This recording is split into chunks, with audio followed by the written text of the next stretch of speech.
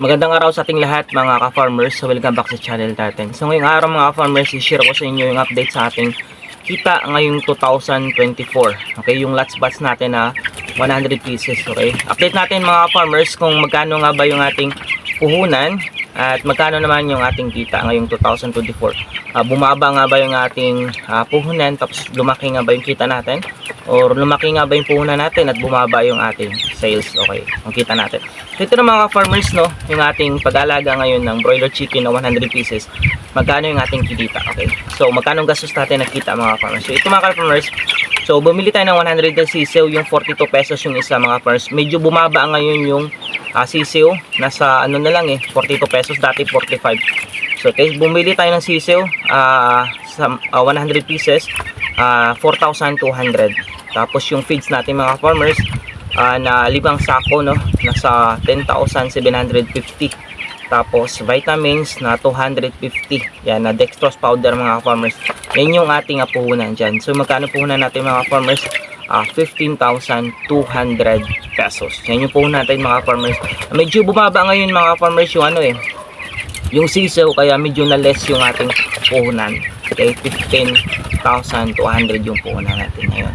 Okay, so ito naman mga farmers yung ating binta, okay, sa ngayong 2023. Okay, sa 100 na sisiw meron tayong namatay at nagiging 94 na lang silang lahat, 94 pieces. Okay, so magkano yung kinita natin dun sa 94 pieces mga farmers?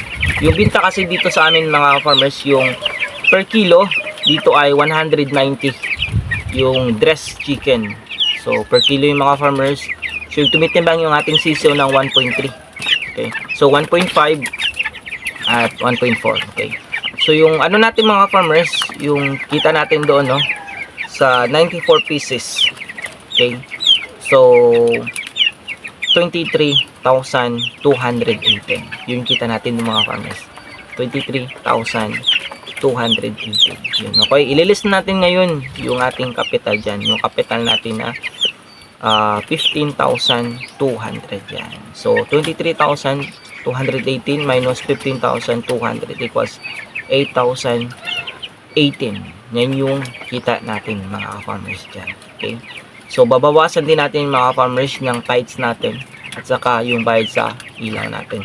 So magiging ano na lang yan mga farmers, magiging 8,000 na lang lahat. Okay, so 8,000 na lang yun lahat. Kasi yung tithes natin doon ay bibigyan natin 800 mga farmers. Sa simbahan yung tithes natin yun. So mga farmers, yan yung ano natin, income natin ngayon 2024. Na pwedeng tumaas yan mga farmers pag yung alaga nyo ay marami. Okay, kapag kailangan kayong mag-alaga ng mga 300, 500 o 1,000 pesos. Kasi medyo magmahal ngayon yung broiler chicken. Sa amin kasi dito 190 per kilo na yung dress. Okay, so pag maraming alagaan mo, mas marami pa yung kikitain natin doon mga farmers. So sa inyo, ganun din yung gagawin nyo. So danabihan nyo din yung alaga nyo para mas marami din yung income nyo. Okay, so yun lang, maraming salamat sa inyong lahat, okay, sa panonood sa ating vlog. At yun yung update ko ngayong 2014 at 2024 sa ating magkano yung gastos natin at kita ngayong 2024. Okay, maraming salamat sa inyong lahat. God bless us all. Happy farming mga ka-farmers.